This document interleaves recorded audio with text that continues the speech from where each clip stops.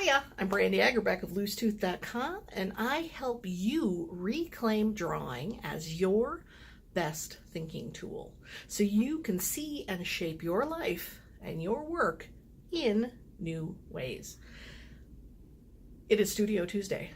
I am in the studio, and I am having a heck of a time today. I managed to leave the house without my camera. I managed to leave the house without a bracket for my cell phone. Therefore, I'm improvising with a gooseneck, chunk of gooseneck, whatever, and a clip. So we'll see how this goes. Yeah, so today, appropriately, I want to continue on with an idea that we talked about a little bit last video, so last Thursday's video, which was about what is visual thinking. And in that video, I talked about how one of my big motivators to use visual thinking is feeling overwhelmed. Yeah. And, you know, I kind of, in that video, it's kind of like, yeah, overwhelm. And I thought, hey, let's think a little bit more about that. Huh? Yeah. So, you know, so basically I was like, well, is a lot of what we're doing, a lot of what I'm doing when I'm doing visual thinking, is it addressing overwhelm? And I wanted to just spend a little time sharing with you, just like, this is super, just started with a drawing here. So this is what it looked like yesterday in scribbly scrabbly drawing. Just kind of share this idea with you, welcome your ideas on what you think. So that is today's Studio Tuesday video. There is one brief announcement before we start, and that is the labs are open for 2019. So registration is open for the labs, all three in Chicago, in January, August, and October. So those are ready and raring and waiting for you to grab your spot. As you know, if you've been around, the lab only has 6 spots. I can't even give you 6. We'll do 5 plus 1 because I'm holding the camera. The labs have 6 spots per lab. So 6 folks join me for 3 full days of immersion in visual thinking. And it's a great opportunity to get hands-on learning, tons of in-depth conversation, and lots of really constructive, direct feedback. So the labs are open for 2019. But let's get back to this guy. So I was really thinking about the problem of feeling overwhelmed. And this is, again, I think it's just as a core issue, especially in our modern life. And I wanted to look a little more in depth around this particular issue. So I came up with sort of like 1 level A type of overwhelm and 3 level B types of overwhelm. And the first is just too much. Is that feeling overwhelmed because there's just too much going on? And sort of the symptom of this is when your head feels too full. And I can see we're zoom in and out of focus. Please bear with me for this Studio Tuesday. And as always, process over product. So please forgive the focus on this darn cell phone. So first type of overwhelm is sort of like this overarching level, A level. There's just too much. It's too much happening. When we go to sort of the B level, past that, first there's this idea of things are just too fast. And here I've got this, some of the kind of symptoms to things feeling too fast are things like feeling unsure, feeling behind.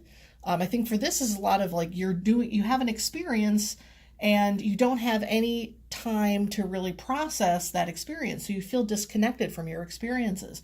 Or, you know, this is something I totally relate to, this feeling of being forgetful. I joke that I remember very little from college, not because I was drinking or doing any drugs, but because I got so little sleep and I was so darn busy. And therefore, when things are going by too fast, you don't have a chance to really absorb and experience and enjoy where you are, because everything's just zooming by. The second one is too fuzzy. And too fuzzy is that sense of I feel overwhelmed because I can't see the big picture. I don't know how these different pieces fit together. So, this happens a lot with complexity when you have a sense of, I know there's a lot of moving parts to the thing I'm trying to do, and I really don't know how those parts fit together. And some of this is feeling unclear. So again, that's that lack of the big picture. Hesitant, I don't really know how to respond to this situation because I can't really see it. And that sense of tension. So it's kind of, I think of this as that creative tension, when things are kind of fuzzy and amorphous, and you're like, oh, I know I want to solve this thing, but right now it just feels weird. And then the third type of overwhelm is too stuck. And this is when you're so overwhelmed that you just can't even move forward. There's no sense of direction. And some of the ways that this you feel here is that sense of paralysis, where you're just like, I don't even know the next step. I'm gonna stay right here. Another is, again, that uncertainty. So we got a lot of uns, unsure, unclear, uncertain, and definitely a sense of being unfocused. This may be that you do have, you've kind of figured something out, but now you don't know how something has become unfuzzy, but then you don't exactly know how to take action, like where to go from there. So unsurprisingly, I think a really big, amazing tool for combating overwhelm, eradicating overwhelm, is visual thinking. So if this is the problem, a solution is visual thinking. And I'd say go to the powers and properties chapter in the Idea Shapers if you want to hear why I think drawing is such a great thinking tool. I think that's the best primer there. But I know that for me, what I'm trying to give you, well, what I'm doing for myself, because my own cases of feeling overwhelmed, but certainly what I'm trying to teach you with anything I build is how to conquer these feelings of too much, too fast, too fuzzy, too stuck with drawing, with visual tools. And I thought about that, and I think there's other different ways I need to work on sort of organizing this, but generally when I stepped back and looked at what I'm creating for resources, whether it's a book, whether it's an in-person workshop, whether it's an online course, it kind of breaks down to these into 4 different categories. The first one is just this idea of lifelong skill building, being able to visually think overall. Absolutely the core book for this is the Idea Shapers, and the core online course for this is the Agerbeck method. But that's about building that foundation of visual thinking skills overall. A second type of resource is how to use materials well. This I don't have so much right now. I know that I am working on a course that's specifically about using sticky notes, and another one that's about rocking your meeting with flip charts. And this isn't just a how to make flip charts pretty. It's actually what are the 10 crucial flip charts to change the way a meeting, like just the quality of the meeting completely changes if you're set up with these 10 flip charts. So those are 2 examples of use of materials resources. Another one is by role. And certainly you saw this in my first book, The Graphic Facilitator's Guide, that is specific to the role of graphic facilitation. And I think that there may be more resources down the road specifically for folks like authors or teachers, writers, things like that. So that is visual thinking specific to a role.